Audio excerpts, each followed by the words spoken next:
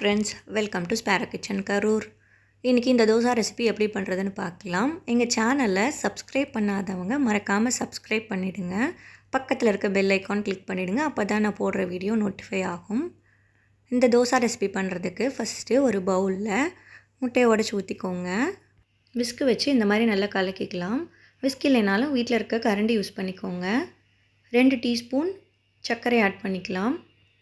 அதுக்கப்புறம் 1 teaspoon salt add பண்ணிக்கலாம். இதையும் நல்லா மிக்ஸ் பண்ணிக்கோங்க. அதுக்கப்புறம் காய்ச்சி ஆறின பால் ஒரு 150 ml ஆட் பண்ணிக்கோங்க. நல்லா கலந்து விட்டுட்டு இதில் 1.5 டீஸ்பூன் ஈஸ்ட் ஆட் பண்ணிக்கோங்க.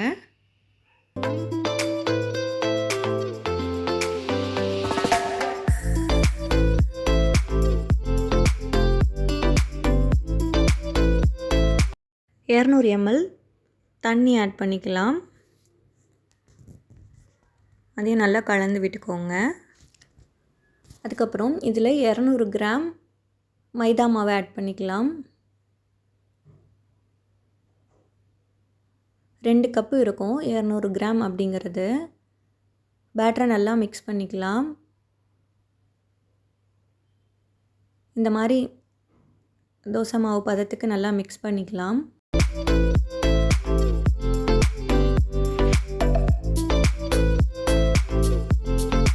இந்த மாதிரி கலக்கிட்டு நம்ம க்ளோஸ் பண்ணி ஒரு 1/2 அன் ஹவர் அதை புளிக்க விட்டுறலாம். அதுக்குள்ளே இதில் ஆட் பண்ணுற வெஜிடபிள்ஸ் எல்லாம் கட் பண்ணிக்கலாம். ஒரு 1/2 அன் ஹவர் கழித்து மூடி எடுத்து பார்த்தோம்னா இந்த மாதிரி நல்லா புளிச்சு வந்திருக்கும் மாவு.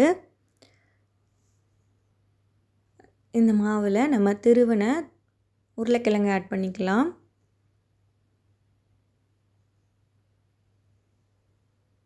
உங்களுக்கு விருப்பப்பட்ட காய்கறிகளை இதில் ஆட் பண்ணிக்கலாம்.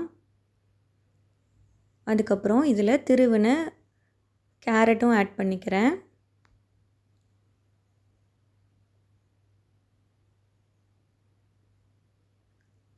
தக்காளி ஒரு பெரிய பழம் எடுத்து நான் அதையும் கட் பண்ணி ஆட் பண்ணிக்கிறேன்.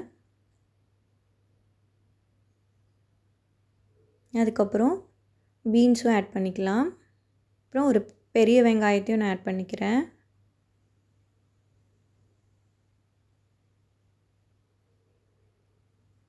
பச்சை மிளகாய் பொடியாக நறுக்கி அதையும் ஆட் பண்ணிக்கலாம். அதுக்கப்புறம் கொத்தமல்லி இலைகளும் ஆட் பண்ணிக்கலாம். நம்மளுக்கு தோசை பண்ணுறதுக்கு மாவு ரெடி ஆகிடுச்சு. அடுப்பில் பேன் வச்சுட்டு பேன் சூடானதுக்கப்புறம் இந்த மாதிரி தோசை ஊற்றிக்கலாம்.